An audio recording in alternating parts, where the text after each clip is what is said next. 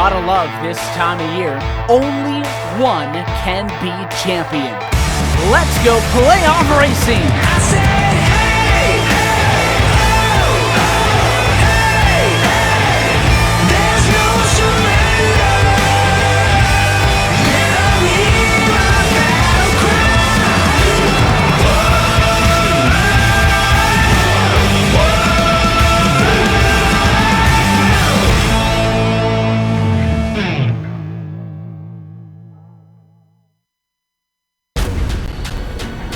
This is the original esport racing game.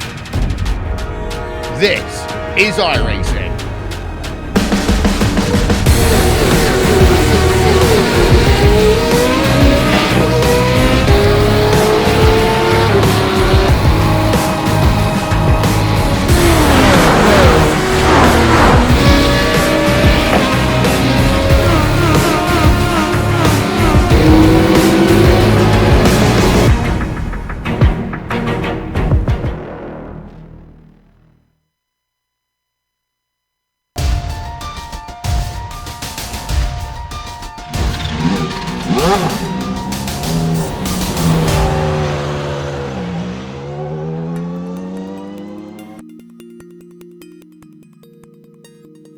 Albrecht took crucial points back last week, but is it too little too late?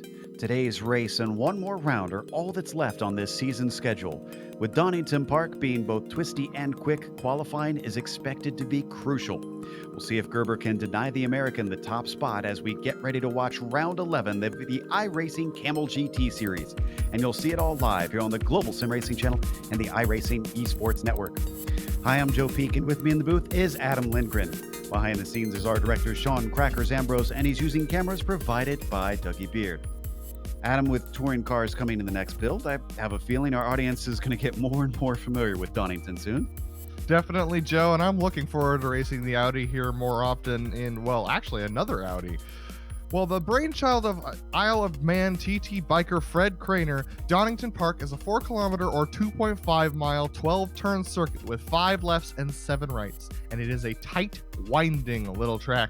With the only real passing zones in the first and the final 10 seconds of each lap, most of this lap will be focused out the windshield for these drivers. For the Nissans, much of this track is flat out, requiring precise placement around Donington's tight curves. For the Audis, it's a much more subtle affair, requiring patience throughout as you wait for the front end to line up after many of the sloping turns. For both classes, this is a rhythm track, and it feels really good when you're in the pocket. But these classes aren't on the track alone. They have to deal with each other, and with the track being barely 2 lanes wide, the rapid closing speed of the Nissans and the relative inherent lack of control from the Audis will likely cause more than a few incidents today. But let's get the ball rolling and go on board for a lap around Donington Park in our GSRC lap guide. All right, we've got Andrew Backey and the GSRC Audi, so let's do a lap around Donington. Redgate is going to be an excellent passing opportunity, but always be aware of drivers exiting the pit since they're dumped right into the racing line. This first corner does best with a late apex, so try not to turn in too early. From there, the Craner curves are going to need 2 big lifts to keep the best line through. That's because as you come through the last part, you'll want to hook the car as far left as it'll go. That'll set you up nicely for the old hairpin. This is another spot where passes might sometimes happen, but it can be tricky. Then, under Starkey's Bridge, you'll take this long climbing sweeper as a single arc, despite it being 2 apexes. Just like the old hairpin, McLean's does best when you line up the car off to the left, but the blind apex and tightening radius make it a pain to get right. After that, it's a short burst to Coppice. The rise in the track makes it almost impossible to spot the apex before you turn in. But the sharp first half contrasts with the wide exit of the second half, which dumps you onto Starkey Straight. You'll finally get a moment to relax, but make sure to bring the car over to the right. The S's are going to be another popular overtaking spot, but this chicane is definitely single file, so sort it out before you try to plow through there and suffer a slowdown penalty. And since we're now approaching Melbourne, the slowdown will put you at a severe risk of being overtaken. Although some drivers enjoy this section, I've always considered this a frustrating hairpin. It's no different than most in that you'll want to square off the exit for a better launch. Switch sides again, and the final quarter will be Goddard's. There's an awkward crest in the middle of the entry to this hairpin that will make hitting the apex a bit of a task. Be sure to get a good run to protect yourself again into Redgate. Hopefully you kept it all together and have now finished a lap around Donington.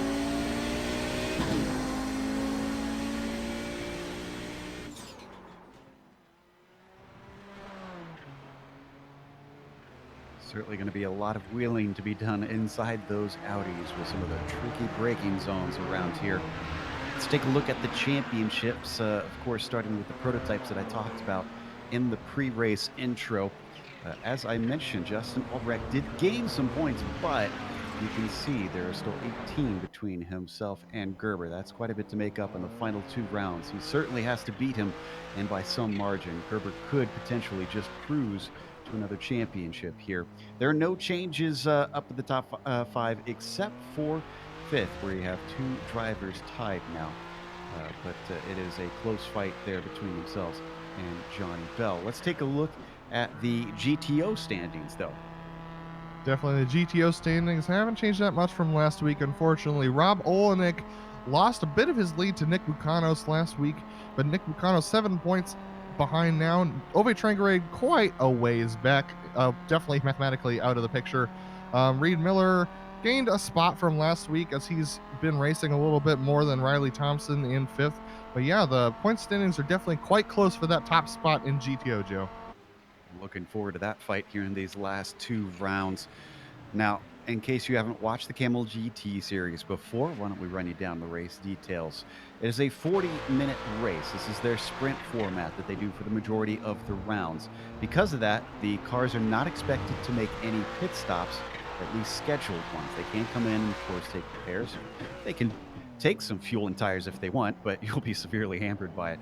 And there you can see the win gives you 25 points, with only 3 points back there to second. That's what I was talking about between Gerber and Albrecht, that Justin is going to have to work very hard to pry this win away.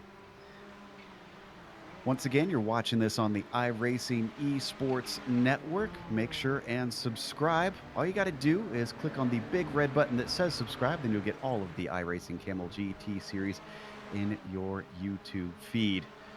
And I have a feeling, based on what we've seen in the past here with this series here, you don't want to miss today for sure.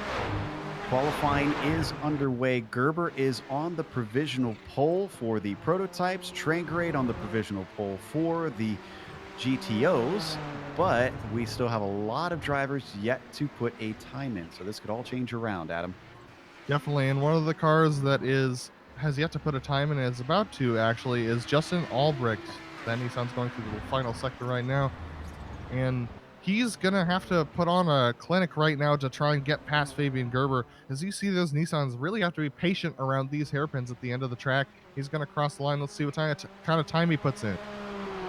It's a 1:16.1, and that is good enough for pole. He missed his first lap, so at the last second he saves himself, but Gerber is coming around now for his second lap. Let's see if he can go half a tenth faster. That's all he needs. His first one at a 1:16.1. He comes up to the line. Let's see what he's got underneath him. It is a 15.7. That is definitely good enough for a pole by a decent margin, which does not bode well for Albrecht. Wow, that is a cracking lap around here. That shows definitely that the tires definitely come in to these Nissans a little bit later in the run. So these guys are going to have a scrappy first lap probably, but they'll be able to gain time as they continue forward. Olenek just moves himself up to 3rd on his first timed lap. He's still behind Trangrade and Lake, but critically he is ahead of Mukanos. The question is, can he stay ahead at the start? We have a familiar face here on GSRC that occasionally has hopped over, but joins us once again after a bit of an absence here in Kamel. Mick Claridge, who raced in the Lotus 49 earlier today, gave us a lot of excitement there over in Okayama.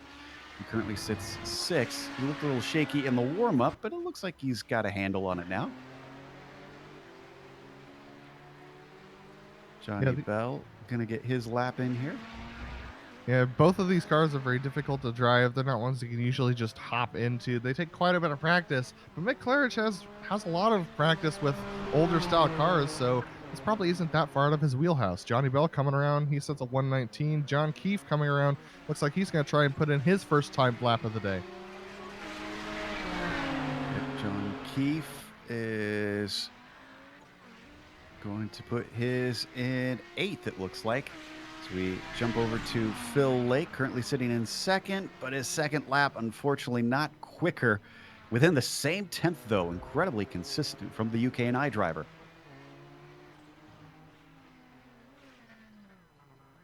Nick's Here's already Mick done just with his qualifying. definitely just going around practicing some more. He's going to practice a pit entry. You know, all these things are very good when you're unfamiliar with a series. It's good to stay out there during qualifying and try and just put some more laps in. See Alex Moss getting ready to put his first timed lap in. This is Ronald Wimberly, who is coming across for his second. 24-1. That does not improve his position, but it is faster than his first lap.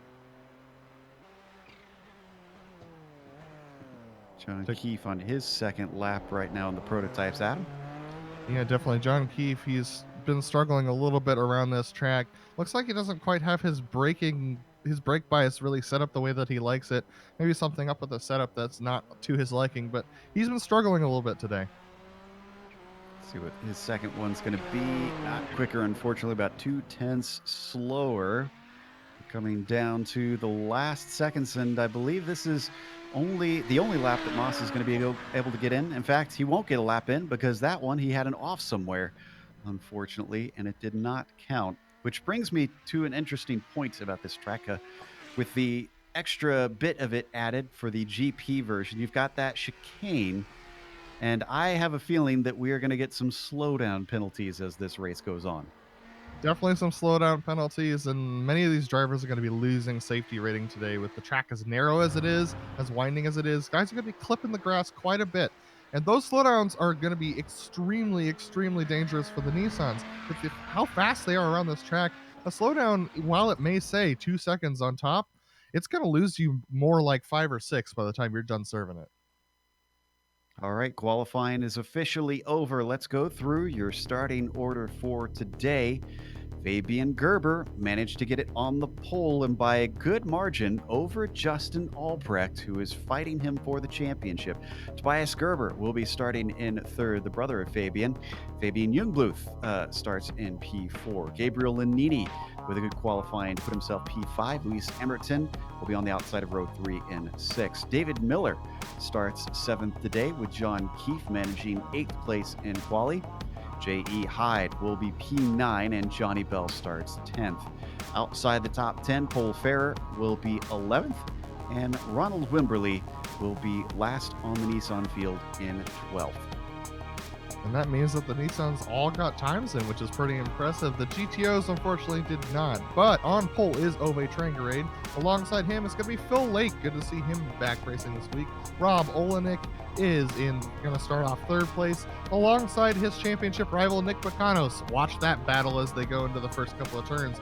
Reed Miller's going to start off in the 5th position next to Mick Claridge. Daniel Sadrow in 7th. Michael Haynes starting in 8th, and then Alex Moss and Yes Coleman did not set times. All right, they are gritting up behind the Porsche pace car. They've got just about a quarter of a lap to run. And then we will get going for 40 minutes here in round 11 of the iRacing Kamel GT Series. Classic vehicles on a track that itself is known for some classic racing. It's been shut down a few times, but it's worth remembering that it's been around since the 30s. So this is an old circuit. So we take a look at Jungbluth there, lined up on the second row of the grid. Not a bad try from Fabian to get himself that far up here in the order. Now the Porsche pace car takes off, going through that chicane we were talking about, through the S's. And that should prove tricky for both classes here today. Yeah, this is going to be a very, very difficult sector for them. That chicane is probably the hardest part on the track to get right. It requires extreme precision, especially in the quick Nissans. The Audis will struggle with it a little bit more because of their braking and having to get that front end around, but it's going to be close. Don't forget, these cars the Nissans at least, don't like slow corners. So 2 back-to-back hairpins. We could see some spins as drivers get greedy on the throttle. All right, the Porsche pace car should peel in pretty quickly after the Goddard's hairpin. And that will release Fabian Jungbluth to take control. Fabian Gerber to take control.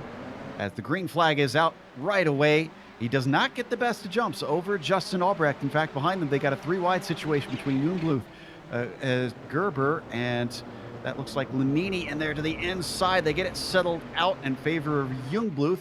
They're all clean through Red Gate. Let's go to the Audis. Phil Lake missed the shift on the start and lost his second position, and now he's back in fourth.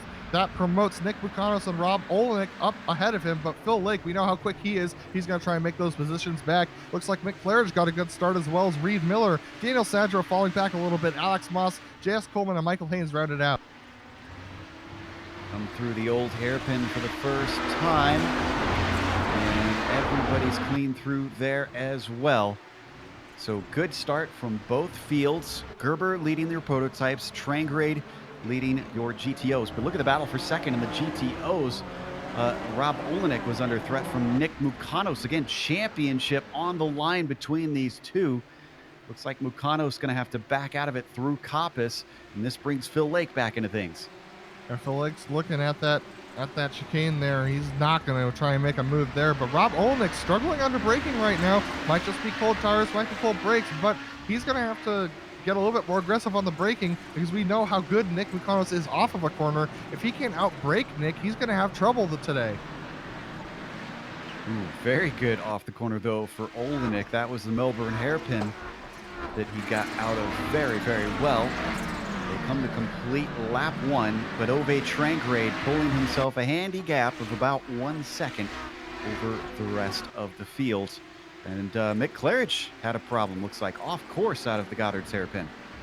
It looked like it just snapped a little loose on him. He tried to correct it and overcorrected into the grass around that final hairpin. So he's struggled a little bit in practice. Looks like the struggles are continuing in the race. Let's take a look at that one, see exactly how this happened.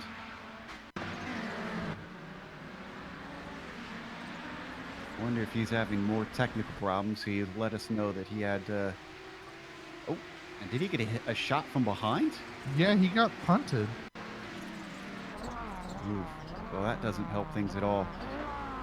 We'll watch one more time here, and then when we come back, we got a little bit of a battle for the lead brewing in the prototypes. There's the hit. Justin Albrecht within half a second, but he's been even closer than that at times on Fabian Gerber.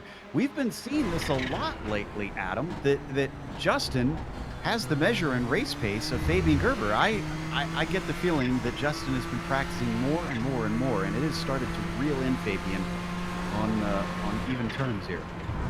Yeah, Gerber's single lap speed is definitely better, but it looks like Justin Albrecht really just does have the measure of Gerber when it comes to the race pace, and he's extremely aggressive, and he knows he has to be. In order to get this championship, he's going to have to put Gerber down the standings quite a bit. So at the very least, he has to make it past him, and so this is he has nothing to lose at this point trying to get by.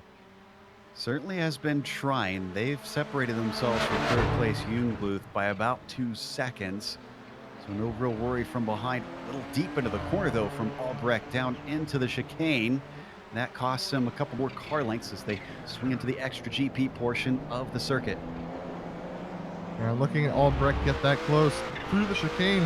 As you mentioned, our first slowdown of the day is Phil Lake. Phil Lake dropped down to 5th in his GTOs, but this battle for the lead in the GTP is really staying heated up. Justin staying on that gearbox of Gerber. Still within a second of him. They come up to Red Gate once more. It is a quick lap around here in these prototypes. Some swift corners that they deal with, plunging down through the Craner curves. And the old hairpin, despite its name, is not a slow turn, especially in these high downforce cars. Let's see how they take it. Go through cleanly. Albrecht not really able to gain much through there, though. Yeah, these GTPs are really exciting to race around here. They're flat out most of the time around this course. And then you get to these hairpins, and you just have to whoa it straight back down. You have to be super, super patient as you go around those corners. But these guys doing amazing. Down in 5th in this class, Luis Emerton is ahead of Tobias Gerber, who had not the best of starts. He qualified 3rd. He's down to 6th now, and he's trying to get himself a little bit closer back to where he was. as he has certainly been hounding this red and white Nissan everywhere he goes. Yeah, I think Tobias has better race pace and consistency than Luis, but Luis is an extremely aggressive driver. He's going to be defending that position most likely. So we'll see whether or not. Yeah, it looks like Luis just chopping it off there. Oh, he's trying to go wide. He doesn't make it. Oh my goodness, what a save from Luis. Just a little too hot into the hairpin. Luis lost out on that. Let's take another look here. I was a bit surprised that he was not defending into this corner, and wow, that thing just, that understeered like crazy mid-corner. Well, that's because these cars are, the GTPs are designed specifically around their aerodynamic downforce. So when you're going around these slow corners, they don't have any mechanical grip to help you out. So he got a little bit, he got over some bumps and just pushed him straight out wide. And thankfully for him, he only lost the one position, though John Keefe, you can see his teammate is now getting close behind. So we could have a battle for 6th now. Podium starting to get hot in the prototypes as well. Yeah, Gabriel Lanini right behind Fabian Jungbluth. He's been gaining for the last couple of laps, and he is on these slow corners. Some of these Nissan drivers just are having a hard time understanding the philosophy of getting around these hairpins in these GTPs, and Gabriel Lanini seems to have a good understanding of it. A lot of these guys really locking their brakes and spitting those outside tires when they try and exit. So Gabriel Lanini doing a good job of catching Jungbluth. Stays right with him as they come through Red Gate one more time. And also keeping half an eye on the battle for 2nd in the GTOs. It's not close enough to go to yet. As we're right on the 007 cam with Jungbluth looking back at Lanini. Lanini briefly was ahead of Jungbluth at the start of the race, and then he went wide at the old hairpin, gave that spot back.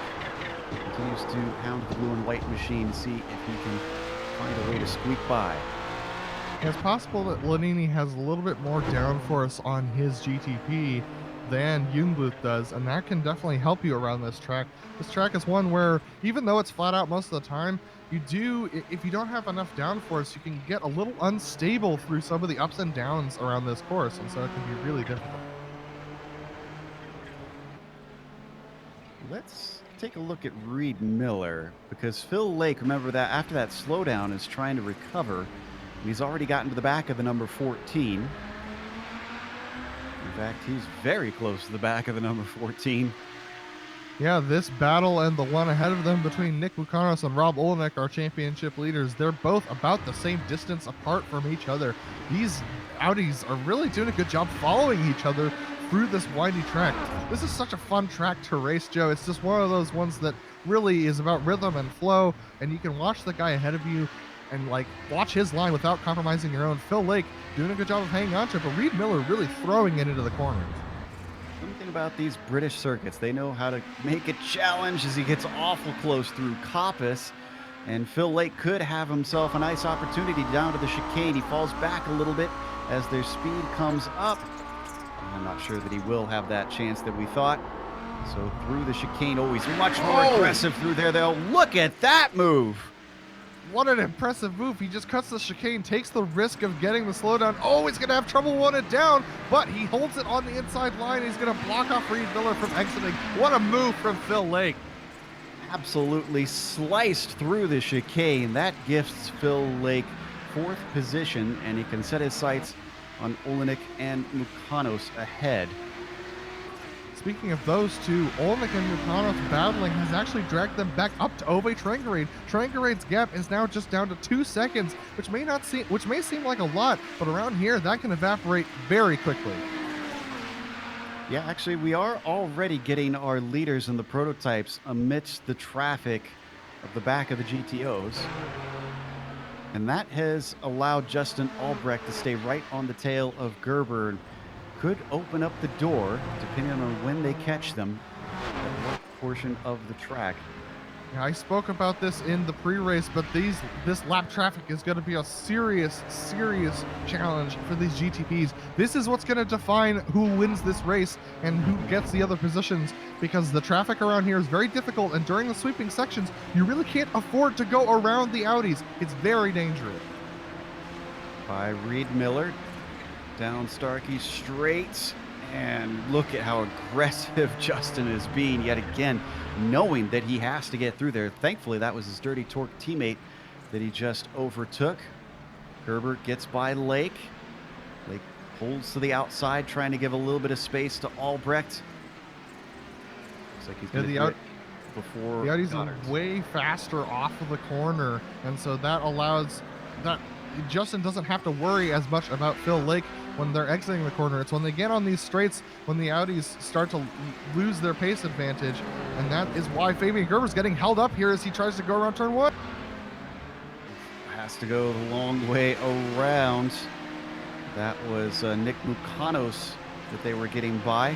That separates Mukanos from Olenek just a bit, but brings Justin Albrecht very much together with our leader in the prototypes, Fabian Gerber. Only one more to go, and this is their first time fully through the GTO field. Up to McLean's once again, goes around the outside just as Olenek, or excuse me, just as a Trangrade wants to track out. A look to the inside, down into Coppice. Justin Albrecht can't make it stick though. What a fantastic sighting through the field from both Gerber and Albrecht. They do an amazing job of getting through. They chose the exact right moments to make those passes. And look at this, Albrecht just so aggressive through the chicane. He's really gaining on Gerber. Trying to elicit a mistake out of the DH driver, but so far nothing coming. I get the feeling that this is about to get a lot more exciting, especially once they get through both the GTO class and the lap traffic of their own class, since it's such a short lap. Yeah, definitely. And all this GTP traffic has broken up the battles in the GTOs. They're a lot farther away than they used to be. The closest battle on track for the GTOs is for 3rd place between Phil Lake and Nick Mukanos, and they're only about half a second apart at this point. Not what Nick Mukanos wanted. Phil Lake passing him certainly hurt his chances at the championship. And don't forget, Rob Olenek has used this traffic very effectively to gain time on our leader, Ole Trangrade. I'm sure he would love to take a win to help extend his points lead. Yeah, he's definitely trying to get that gap going in. All these drivers are gonna have to deal with traffic all the time now because how short the lap is. The lap's only about a minute 30 for the battle for the lead right now. The GTPs is heating up. Justin Albrecht inside of Fabian Gerber as they go to the first hairpin. Gerber around the outside, but the track is going to switch back to a left-hand hairpin into Goddard's. Albrecht not on the desired line, but he is on the racing line. Tries for the undercut, and it doesn't quite work this time. It was a valiant effort, but he's letting Fabian know he is there. This battle is amazing. It's the closest GTP battle we've had almost all year. These guys are duking it out right now, and this track is a perfect setting for them to have this battle. Stays with it as they come down the Craner curves, the bottom of the hill, into the old hairpin. He is very good coming into the corner, but coming off of it, a little bit of dust kicked up by the Ohio driver. Number 3 has to recollect himself. They've continued to pull away from the rest of the field as well. It is 7 seconds back to Fabian Jungbluth right now. Justin looking like he's struggling a little bit around a few corners. He was off the apex at Coppice, and now he falls back to a half second once more. Oh, and we have Phil Lake going for a move on Nick Mukanos for 3rd place in the GTOs right now. They're side by side as they exit the corner. Looks like Phil Lake's going to have this position if he can hang on to it. This is not an ideal corner for him, but he's able to make the pass, and Nick Mukanos goes a little wide. Out of Coppice, gets the throttle down a little bit better than his rival. This brings Phil Lake back up into 3rd now. And they're going to go past Ronald Wimberly, who's spun through the chicane, and he's had some issues. Let's take a look at the replay of that pass. Looks like this all started in McLean's.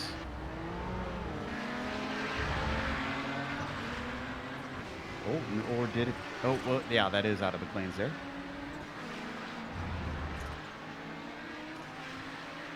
It was very back and forth there. Phil Lake just taking advantage of a good situation with Luis Emerton cutting through the field and John Keefe being right alongside them. He dives to the inside to make that pass. We come back live. Wonder if we could pop our heads up to third in the prototypes. We looked at this a little bit earlier. Lanini and Jungbluth still very close together, but this is becoming something of a theme. We warned about it in the pre-race, the difficulty in passing around here. Albrecht unable to get by Gerber, and Lanini having trouble getting by Jungbluth.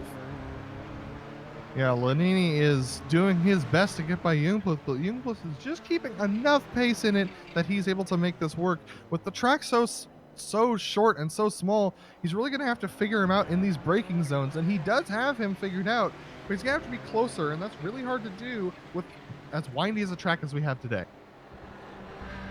Stays right with him through Goddard's, back onto the front stretch. Very ideal conditions for racing today. A nice cool 72 degrees on the track. So drivers at least have some pretty decent grip out there. Yeah, this British weather really helping out. 72 degrees on the track, but 95% humidity is not super ideal, but they're making the best with it. It means you're just a little bit more slippery on the exits of the corners as the condensation builds up. We watch from on board Lanini up ahead at Jungbluth. Again, this is for third position to try to settle out the podium. We haven't quite hit the back of the GTO field yet, so these Nissans have simply been running by themselves for a while. So why don't we check in on those GTOs? One that we haven't looked at yet, Sadro and Moss. Yeah, Alex Moss getting a really good run on Daniel Sadro now, but he's got nowhere to go. This windy bit here, this is not where you want to pass. So Alex Moss is going to have to stay behind Sadro, but he's definitely got Sadro sized up. So he's going to try and look for any sort of move that he can find into any of these braking zones. But man, he's extremely loose. They both are as they go through here. That's Paul Ferrer coming up to lap them. That could open up something. Depending on when he tries to go by, is he going to be able to get both here on the run up to Coppice? He's trying late on the brakes. That holds up Sadro, puts him to the outside a little bit. Alex looks to the inside. He gets a better run, and Alex gets Uno Mas, putting himself into sixth. Sadro missed a shift there, and that's just really unfortunate. He was a little flustered with Paul Ferrer going through. They're going to pass the lap car of Michael Haynes. And that's just unfortunate for Daniel Sadro. He thought he was able to hold on to that position, but just missing that shift lost it for him. Behind them, Mick Claridge closed up because of that battle. He lost some positions at the start and found himself down in eighth eventually. That's where he finally got a hold of the car. Oh, and this time it's Alex's turn to go a little bit wide, coming through Goddard's, and this time it's his turn to miss a shift. There goes the driver of Daniel Sadro back through into sixth place, but Mick Claridge is thinking 2 for 1. Can't quite get his nose in down into Redgate. Mick's been struggling on exit. He has a little bit too much rear drive put into that Audi. You can change how much percentage of the drive goes to the front and the rear wheels. And he's got a lot of rear drive in that Audi, and that's got him spinning his rear tires off the corners. Not something we usually talk about in the Audis, but it is a preference thing. But Mick Claridge really closing up on the back of Daniel Sadro now. Probably used to the Lotus 49. He tends to like that car pretty loose as well. So I wonder if he was trying to imitate that when he set this car up. Let's go to second position, though. In the GTOs, Phil Lake trying to get by Ove Trangerade. Rob Olenek has made the pass for the lead during this interchange. And look at this, Phil Lake on the inside. They are held up by the lapping car of J.E. Hyde. And oh, my goodness, Ove Trangerade really trying to hang on to it there on the hairpin. Well, he's burned up his rear tires pretty badly. This has allowed Phil Lake up into second now, and he's already under threat from Nick Mukanos behind him, who goes way off into the grass on the exit of the final hairpin.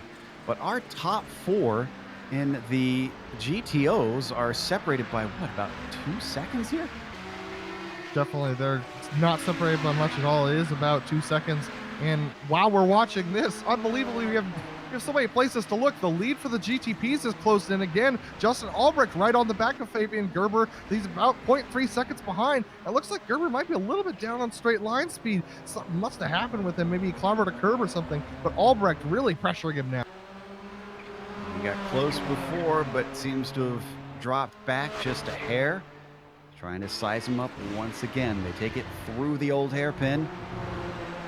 And Justin Albrecht continuing to see if he can do anything to try and take control of this championship. They come up to the battle we were watching earlier in the GTOs. That's Alex Moss, who holds up Fabian Gerber. He's going to sneak through. Justin's not going to wait behind. He's going to find a hole in the traffic, but it still loses him just a little bit of time. Yeah, Alex Moss is caught up to make Claridge at this point, but Fabian Gerber and Justin Albrecht, this is the battle we need to be watching as they go through the chicane. This is going to be really interesting. Fabian Gerber held up a little bit, but Justin Albrecht's going to have to dive to the inside when they get to the hairpin. Not sure that he's quite close enough. He thought about it. He followed him through. Up next ahead of them is Nick Mukanos, who's fallen down to 5th in that class. Something has happened to that number 7 GTO to lose as many positions as he has. And I can report that Gabriel Lanini has made it past Fabian Lundbluth. Fabian's still challenging Lanini for 4th position, but the battle is all here for the 1st position. Wow, Justin Albrecht having to make a evasive move as they go into the first turn. Whew, Justin is saying, if you go, I go. He is not going to let himself be separated. As we hop on board with the Ohio driver, continuing to put pressure on the DH drive, the number 1 vehicle out on the track. We're past halfway in this race. He's seen a few chances, but I think he'll see a number more the way things have been going. It's just beautiful watching these GTPs go around this track. It's almost like it's a ballet almost of speed as they go through here. Justin Albrecht making his way by the lap car of Reed Miller. That's 4th position for the GTOs. These guys lap the field so quickly here at Donington Park. Quite a time difference between the two, it seems. Nearly 10 seconds between them to get around here. Coming through the hairpin now. Justin Albrecht stays in his tire tracks. Fabian Jungbluth. For all that we've been talking about Justin, Fabian's been doing a fantastic job holding him back. Definitely, Fabian just putting in his laps. When we talk to him, he's always talking about consistency, and that's one of his strengths. And it surely is today. He's just being consistent, just doing everything that he can to just try and get by these Audis in as efficient manner as possible. And Justin Albrecht having to lunge and dive to hang on to it. Oh, wow, we have quite a battle for P10 in the GTPs right now as they're getting held up by the leaders in the GTOs. Yeah, that's Johnny Bell leading Pole Fair. And Pole Fair gonna come out on top as he just splits Rob Olenek. You can see the difference in the way that they drive through traffic between the top of the field and the Nissans and here towards the back. Pole Fair was far more suspect to try about sticking his nose in on that GTO leader. And now the GTP leaders are going to close in on this battle as well. So here we go with Justin Albrecht and Fabian Gerber closing in on the hairpin. This is going to get really interesting to see who can make it out of these corners safely. Both of them trying to get the throttle down as quickly as they can without spinning the tires. Gerber can't quite get in there on Phil Lake. Has to wait patiently behind through the last hairpin. Battle for the lead of both classes on screen right now. Goes to the inside. Justin follows through. That takes them past Lake. Oh, both get held up coming off the corner, though. That actually slows up Rob Olenek. This could open up a pass in both classes. Albrecht close behind Gerber. Can't do anything down through the hairpin. Same thing with Olenek and Phil Lake. They stay in position. And Albrecht really wanted that. He dove super late, but now they're catching up to the... Weisgerber, the brother of Fabian, has had a problem. This is coming through the last hairpin. And this looks really similar to what we saw early on with, was it Jungbluth that did this? I'm trying to remember. Actually, no, wasn't it Gerber? The same car? No, I think it was Lewis Emerton who spun it coming out of the corner. That's right. Yeah, he's just struggling right now, trying to... He just got a little bit wide into there and wanted to pick up the throttle early, and it just did not work for him. Oh, and problems for Phil Lake. Phil Lake turned around in the chicane just as he pulls out of the way of some and of Rob our Olenek lead off track GTP. as well. Off track into the pits. Those are our two leaders. What happened here? And there was a pass attempt by Phil Lake into the chicane. He got into the side of Olenek. Olenek must have gotten a meatball flag out of that. Oh my goodness. That's the worst thing that can happen to you. Olenek disappeared, I'm seeing. So he just lost connection or something. They have no incident limit in this series. Yeah, he hasn't disconnected, Joe. I'm not sure what happened. So in all this, Ove Trangrade lost the lead earlier, and now he's gotten it right back through sheer luck. But Joe, this has opened up the points championship. Nick Mukanos now up to 4th position. Rob Olenek has not come back. This might give Nick Mukanos an opportunity at the win for the championship this year. You're right. This was looking very dire for the number 7, and suddenly things have swung back in his favor. Up to 4th now. Not maximum points for sure, but still a good chunk that he is going to take out of Rob Olenek with 1 round to go after this one. Yeah, this really opens up everything for the GTOs for sure. Phil Lake now 7 seconds off the lead. Ove Trangrade up there, and looks like Tobias Gerber has decided to call it a day. He's gonna take it to the pits, and I believe. Wow, looks like a couple of people he's back. I think he lost connection. Oh, and Ove Trangrade off course, and Goddard's outbraked himself. Now, thankfully, it took Phil Lake so long to get back. He was not able to capitalize, so Ove didn't lose the lead. Not thankful on the case of Phil Lake, though. But he does chop it down about 3.5 seconds. There you see a simple running wide through the final corner. Yeah, that's one thing I haven't talked about yet today is the tires on these GTOs. This track is extremely flowing and high speed, and that takes a lot of the front tires out, and then we get to these final 2 hairpins, and that takes the rear tires out of the car. So if you haven't been managing your tires up to this point, those Audis can feel like they're on ice.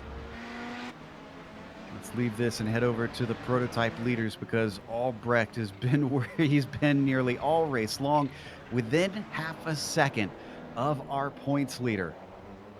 Gerber still just relishing this fight, holding him back without batting an eye. They come out of the corner to cross the line to take about 12 minutes left to go. Still quite a few laps left. A little wide coming off the corner for Justin Albrecht. He loses time out of there and has to regroup. The DH driver with ice in his veins. I'm sure he's sweating inside that cockpit right now, but there's no way he'd let us see it. There's no way he'd let Justin Albrecht feel that. As they come up to Jess Coleman, let's see how Fabian handles this. He handles it perfectly as usual. We're going to go to the inside here and dodge around. Justin Albrecht diving for the center of that corner, getting inside of Jess Coleman again. As you said, Joe, Justin just taking every opportunity to get by when Gerber does, not allowing him to make a gap. Yeah, Fabian's might be nervous inside the cockpit, as you said, but the body language of the car has been unflappable. They come up to the last 2 hairpins yet again. This is where it seems like every time Justin gets closest. But at the same time, Fabian's setting up those corners for good exits. So as you see, Justin loses a lot of time on the exit of these hairpins. Fabian Gerber just positioning his car perfectly. This is a professional drive if I've ever seen one. Oh, let's go to P3, because Lanini and Jungbluth are at it again. Jungbluth gets the good run off the corner and holds him at bay. Excuse me, Lanini holds him at bay. Oh no, and Jungbluth spins the wheels. Almost goes into the pit entry. He gets it turned around in time, but that battle is now done. Really unfortunate for him. He saw the opportunity. He was as close as he's been since getting passed by Lanini and just loses that time. But now we have a battle for P6 in the GTPs as well between John Keefe and Tobias Gerber. Oh, and Gerber's going to take the opportunity immediately to try and send one in. It doesn't come off, though, as John Keefe gave him space and accelerates well off the final hairpin. Up ahead of them, that is Phil Lake, second in the GTOs, who is still hot on the heels of our GTO leader. Don't want to interrupt him too much. Looking off to the outside through the first part of the crane occurs. Both get through cleanly. Yeah, but both of them had to lift a little bit. Neither of them got an advantage there, so they're going to approach Ove Trengray, the leader of the GTOs here, and John Keefe is going to have to make a desperate move here. He's got to go to the inside through this corner. Oh, man! Ove Trengray just barely hanging on to it as they go through there. He got as far left as he could go, and that caught a little bit of grass. Great catch, though, from the Norwegian. Let's watch this one again. I think he didn't expect John Keefe to be coming through right about there, so he ducks it to the left, clips a little bit of the grass. That while he's going off track there, really good save from Ove Trengray. That's more difficult than it looks for sure. Yeah, that cuts down Phil Lake to within 1.7 seconds of him, though, with that mistake. He's got to avoid having more errors like that. Oh, and Gerber's going to get by Keefe. This is for 6 Oh, my goodness. He's very forcing aggressive. Wow. Keefe is not going to take that. He's too hot into the corner, though. There he goes. Tobias Gerber is not afraid to get his elbows out. Let's look at this one again as well. What a move. Just unbelievable here. He's just, look at this. Gerber just dives down to the inside, forces John Keefe around the outside, and he just holds him to just a single lane on the outside as about the minimum distance that you can afford here. And then John Keefe just dives it down to the inside there and just loses it around the corner. Oh, and we have the lead for the GTPs. The leader for the GTPs just collided with the back of Ronald Wimberly. Fabian Gerber might have front end damage now. Looks like Ronald not able to get off the corner as quick as he wanted, or maybe he was trying to lift to let them through. Whatever the case, Gerber. Stay here for a moment. I think Justin Albrecht is going to have an opportunity on Gerber. Yeah, I'm not so sure that car is at 100% now. We'll go back to that incident a little bit later. Stays with him through the Craner, or excuse me, through Starkey's Bridge up to McLean's. They've got more traffic in front. That's J.E. Hyde, and also some GTO traffic to the outside. He's taking his time to try and get through. Very gentle on the throttle. That's holding up Gerber once again as they go 3 wide, coming down into the S's. They got to get this sorted out. There goes Justin Albrecht taking advantage of the opportunity. He gets through, but he gets tipped, and he gets turned around by Hyde. I'll be honest there, Joe. I do not know what J.E. Hyde was thinking in that scenario. I don't know why he stuck it out that long, but Justin Albrecht losing significant time, and it looks like he might have toe damage. Yes, he does. Albrecht's race is done. Oh. I mean, he gave it his all. He thought it's now or never. Unfortunately, it turned out to be never. Just the lightest of touches, and then he got his suspension, and then one of the GTOs as well got sent off. Yep, Albrecht is bringing it in right now into the pits, as you're going to see him lose it under braking here into Melbourne. Well, this gives second place to Gabriel Lanini, who qualified in 5th. So it's a great day for the number 8 out of all the misfortune for Justin Albrecht.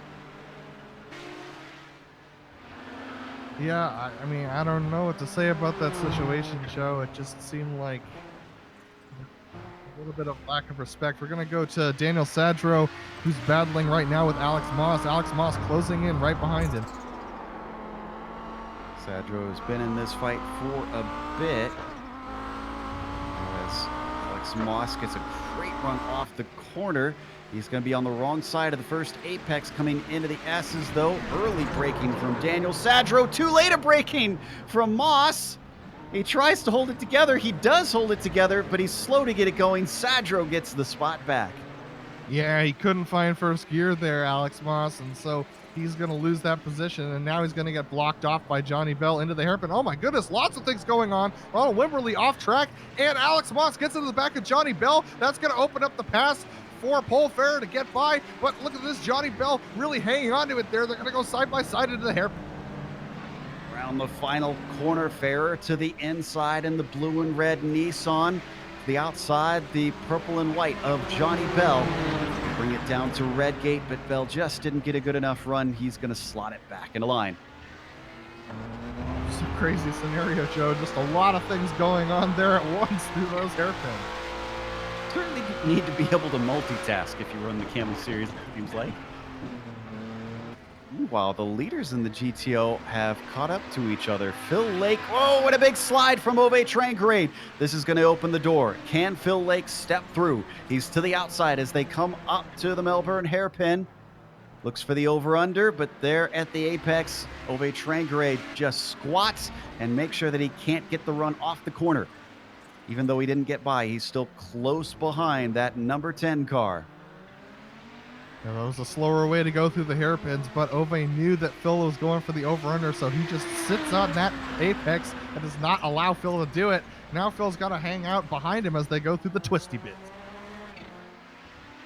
Ove Trangrade looking very, very squirrely through a number of corners coming off. I think he's burnt up the rears on that Audi.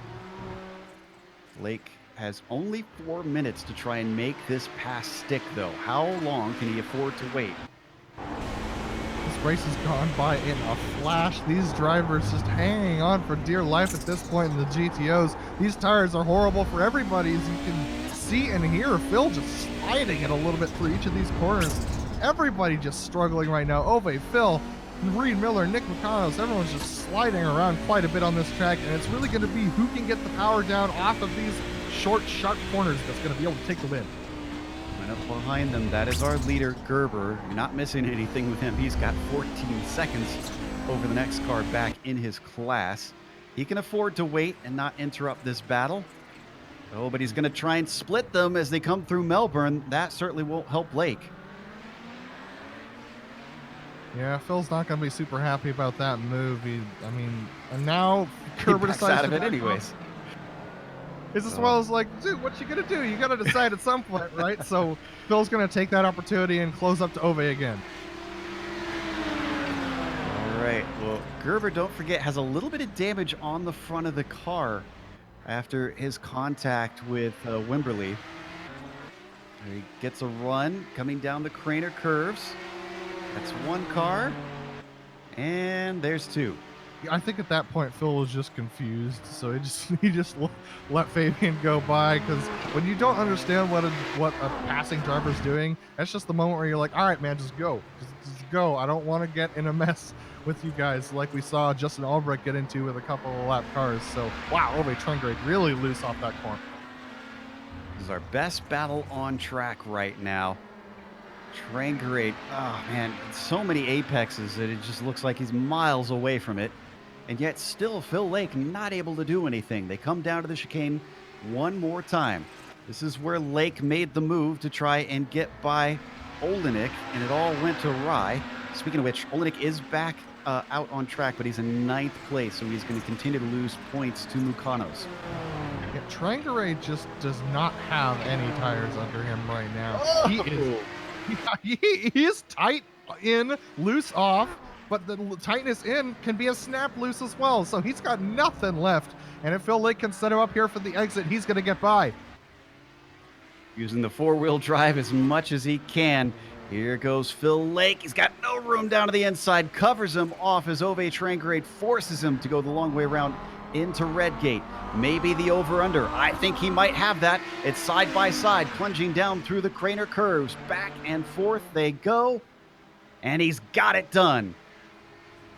We'll see whether or not Ove can hang on. I don't believe he can, but he's going to give it his best shot. Phil Lake trying to power away now. He's going to use whatever he's got left in those tires to build a gap. It's Hyde behind them. Remember, he was the one involved in the incident before. He's letting Gabriel Lanini, second place, lap him as we look back from Phil Lake up into Coppice now. The drivers trying to pick and choose their way through carefully, since that's not a battle for position. Kind of just waiting to see what Hyde was going to do here. And looks like Ove Trangrade just gets a little bit deep in there. Didn't expect how much Lanini was going to break there. So J.E. Hyde going to sneak by right now, and so that's going to definitely separate. We're on the white flag lap. I think this is the checkered flag for our leader. Or nope. Oh, excuse me, the white flag out now for him going by that time by. Got a little scared as that flag came out awful early for Fabian Gerber, who is now getting ready to take his victory lap. 18 seconds left on the clock. Yeah, this barring any massively unforeseen circumstances, this will be a win for Fabian, but I'm sure that's not the way he would want to take it. We come back to our leader for Phil Lake. Man, Lake cut this one close to get that lead away, but he's already pulled away from Trangrade in the number 10. So I'd say, again, similar situation, barring something tragic happening. This one is Phil Lake's to lose now. I mean, you saw just how interesting it was that it took him that long to make up the cut course penalty. So you could see just how much of a penalty that was for him at the beginning of the race. Our leader around the penultimate turn, and now one more to go. With Albrecht a DNF today, this might actually seal the championship here. Fabian Gerber, we'll find out over the break, comes across the line to take another victory, this time here at Donington. Phil Lake coming through the final chicanes. Looks like he's got this secured. Ove Trangrade not close enough to battle for it. So Phil Lake through the final corner now. Out of Goddard's, Phil Lake with a little bit of celebratory drift. That is a recovery drive if I ever saw one. Victory for the number 5. And very appropriate at a British track, the infamous red number 5 for Nigel Mansell. That Phil Lake would be able to take the number 5 victory here. Reed Miller getting himself a well-earned podium there in the GTOs, but that's going to bring us to a break here on the Global Sim Racing channel. We'll come back with the official results as well as driver interviews. If you stick around on screen, you can see all the upcoming races here on the GSRC.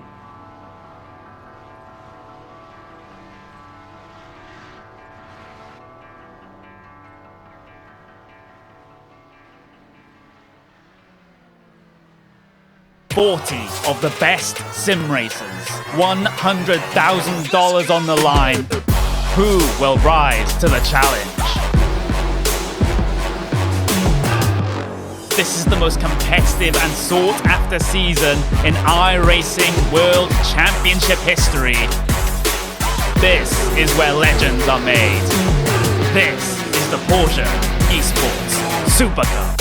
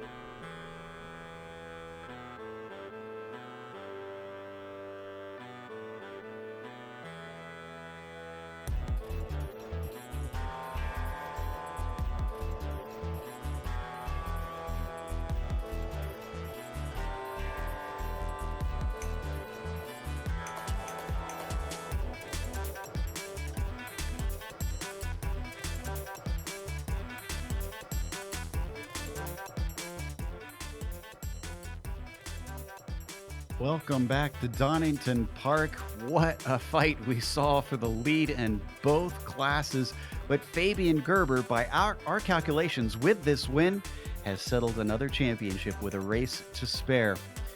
Gabriel Lanini, going from 5th to 2nd, manages to get himself a nice podium, and Fabian Jungbluth rounds out that podium in 3rd. Luis Emerton looked like he wasn't going to have that great of a race for a while, but recovers due to others' misfortune. He takes 4th today. Tobias Gerber was up and down and all over the place. He winds up in 5th.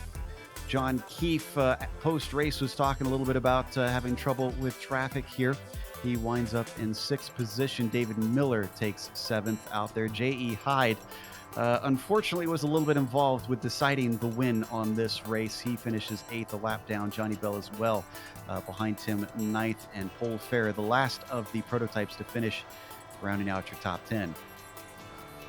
We have Phil Lake taking the win after a strong recovery drive from getting a slowdown penalty through the chicanes. He comes home in 1st position. Ove Trangray just ran out of tires by the end, unable to hang on to the win today. He comes home in 2nd place. Reed Miller, a good solid drive from him, puts him in the 3rd position, our final podium finisher today. Nick Mucanos, not his most impressive drive of the season, but he is able to finish well ahead of his championship rival in 4th position now. And Alex Moss coming home in 5th position, having passed Daniel Sadro and Yes Coleman, who come in home in 6th and 7th. Michael Haynes, another consistent drive from him, in 8th. And Rob Olnick, unfortunately, is going to come home in 9th position after disconnecting, it looked like. Mick Claridge wrecked out, as well as Justin Albrecht and Ronald Wimberly.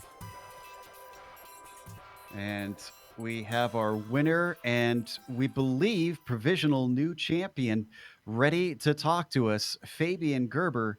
Fabian, before we get to the incident that kind of decided the win, let's talk about before that, because we kept saying that you seemed, the body language of the car made it seem like you were calm from the outside, but on the inside, was it calm?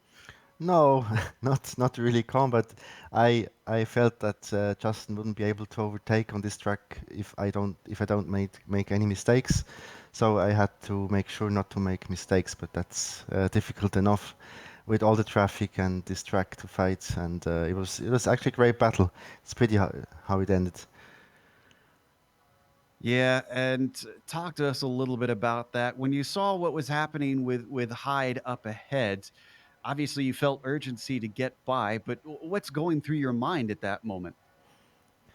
It actually first it looked like I couldn't come by at this straight, and I was thinking like what I'm gonna do, where can I go through, and then he was in the middle, so I could go on the right. But then I didn't realize what's happening behind me, because all of a sudden Justin was alongside me, and I left him space, and all I knew is the rest, that he was gone all of a sudden. And I watched the replay and saw that I was lucky that I wasn't collected as well. Yeah, it was incredibly close. Speaking of being collected, though, you didn't get through this perfectly clean. A little bit of a run-in with Wimberly at one point. How damaged was the car after that? It was damaged. I lost some top speed. I think that could have cost me the race. He just slowed down on the racing line, and I was totally surprised. I couldn't do anything, so I just hit him. And I had some right front damage, and it cost me a couple of revs. But I'm not sure how it would have gone if it wasn't too much. I don't know. The incident just happened right after the next lap, so I was lucky in a way. Yeah, sometimes the racing gods are on your side. Well, by our calculations, you are the champion now for this Nice. season. Is there anyone you'd like to thank before we let you go? Oh, the whole Kamel GT community. It's all nice guys, and it's great community. It's great racing all the time. Things like today are pretty rare, and it's always fair racing. All gentlemen. It's a great place to race. So thank you, Kamel GT. Very gentlemanly of you as well. That was our new champion and winner today, Fabian Gerber, talking to us. Up next, our winner in the GTOs. Adam is caught up with Phil Lake. Phil, congratulations on the win. What an impressive recovery drive from you. What were your thoughts when you got that slowdown penalty through the chicane at the beginning of the race? My thoughts were probably the first 30 minutes, 35 minutes of the race were calm down, calm down, calm down. Because everything just, right off the start, everything went wrong. And I was just trying to, I knew how hard it was to pass people here. And yeah, when I got this, I got the slowdown. I had a terrible start, and then I got a slowdown. I was in fifth, and I knew I had a lot of work to do. So I was trying to stay calm as best I could. So as you were clawing your way up the field and you saw the spin from Nick McConos and from Rob Olenek, what were your thoughts as you were driving by? And do you know what happened with Rob Olenek and why he seemed to disappear a little bit from us? I know he was having connection issues before the race. I think it was me that spun. We were going into the S's, and I was on his inside, and I was heading for the apex. And then the next thing I know, I just felt contact. I was pointing the wrong way, and Rob was not on the relative anymore. So I haven't spoken to him yet, but I assume it was some sort of connection thing. Definitely. And what a battle between you and Ove Trengere going into the last couple laps of the race. Were you sure you could get by him? Were you aware of his tire troubles, or were you a little concerned about his pace? Me and Ove had a great race yesterday. Same kind of situation, except he was behind me putting the pressure on, so I knew he had strong pace. And that's why I needed to stay calm, because as soon as you start trying to push with this car, you just ruin your tires, and so you have to drive it smoothly and kind of not worry about the lap times too much. Just keep doing what you know works. Well, Phil, though your luck may not have improved, your skill has not diminished either. So impressive win from you today. Is there anyone you want to thank? It's just a quick thanks to my parents. They watch these races every week, so that's really cool.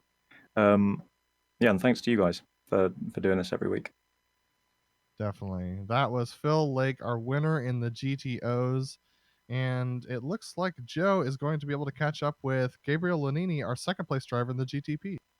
Yeah, I'm not sure that Gabe was expecting that this week. You qualified in fifth, and you had quite a fight with Fabian Jungbluth there that eventually gifted you a nice little second place after others' misfortune. Gabriel, do you have a copy? No, looks like Gabe is struggling a little bit with his microphone here.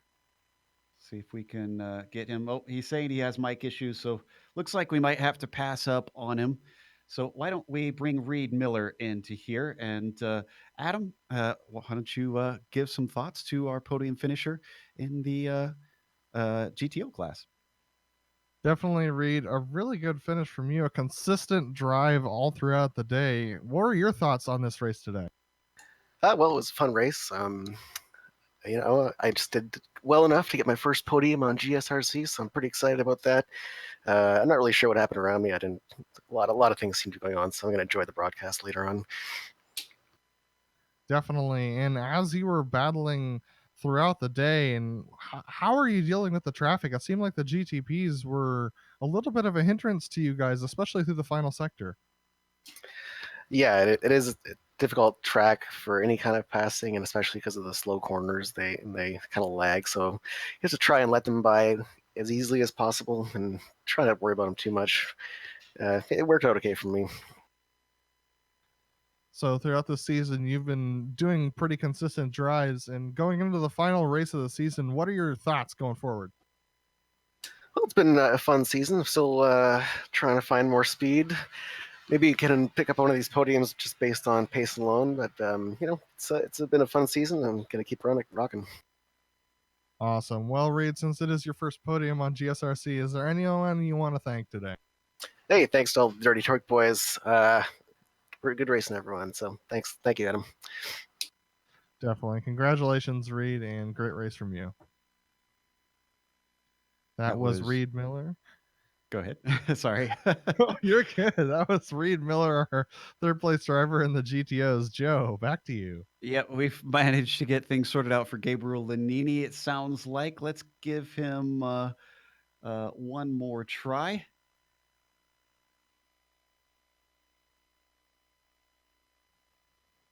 There we go. I think we've got Gabe in the booth now. Gabe, do you have a copy? Yes, now. Wonderful, wonderful. But fantastic drive from you. As I was saying earlier, it seems your pass on Fabian Jungbluth turned out to be pretty critical. Yes, it was. It was quite a complicated race. I messed up qualifying. I missed my second lap. I had an off at T4, I think. And I ended up, I think, 2 spots back from what I think I could have achieved. I didn't have pace for racing Fabian or Justin. Nailed the start. I think nobody was expecting for the green to come so early as after you exit the final corner. That allowed me to have a go at third place, but missed T4 again, and I had to slot behind Fabian. And we had quite a good battle from there until he made a couple of mistakes, and that allowed me to get through. I really wasn't expecting, no idea what happened to Justin, but I really wasn't expecting second place. I was quite happy with third, you know?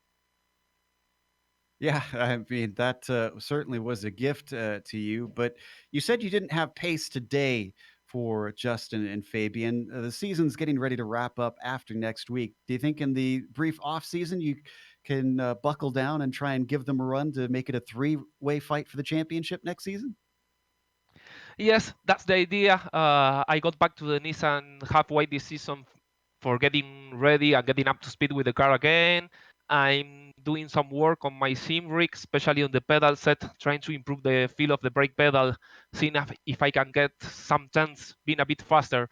If everything goes according to plan, maybe I can give them a run for their money next season. I hope. Well, attrition played in your favor today. Do you think you can maybe have it do so next round? Because we're going to Montreal, and that is certainly a punishing circuit. That's going to be a tough track, really. Long straights, but slow corners. It's going to be tricky with traffic. It's going to be interesting. This race was pretty crazy, and Montreal will probably be even more crazy. All right. Well, we look forward to seeing how you fare out there. Again, congratulations on a second place, sir. Thank you. Thank you a lot. As Gabriel Lanini, the Hispano-American driver, managing to go from 5th to 2nd. Wasn't happy with his qualifying, apparently. So that explains his excellent pace there in the race. But we're going to close up with a big thank you to the Kamel GT community ourselves as well for bringing us back for another season of coverage. And also to iRacing for putting us on IESN. When you get the opportunity, go to their YouTube page or just scroll down below this video if you're on YouTube watching. And you'll see a big red button that says subscribe. Thanks to the companies that provide the software and the hardware listed here on your screen. They help make our broadcasts possible. Additional thanks go to June Lalonde, who provides our wonderful music. See the screen for how to get a hold of more of her great work. Thanks to the team today, Adam, Sean, and Dougie. If you'd like to find out more about GSRC, including upcoming races, you can find it at globalsimracingchannel.com. Also, check out our social media. Our Twitter is at GSR Channel, Facebook, Global Sim Racing Channel, and Instagram is GSRC_Graham. The next race is going to be at Montreal, as we mentioned, going over to Canada. That'll be Saturday, August 31st at 1 p.m. Eastern. We have upcoming races for other series listed on the screen, though, so check those out and mark them down on your calendar. And until next time, race clean, race hard. We'll see you on the track.